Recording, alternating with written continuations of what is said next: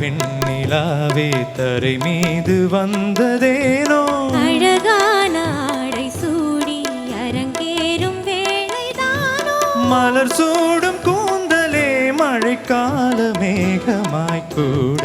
உறவாடும் விழிகளே இருவெள்ளி மீன்களாயாட ஆகாய வெண்ணிலாவே தரை மீது வந்ததேனோ அழகான ஆடை சூடி அரங்கேறும் வேளைதானோ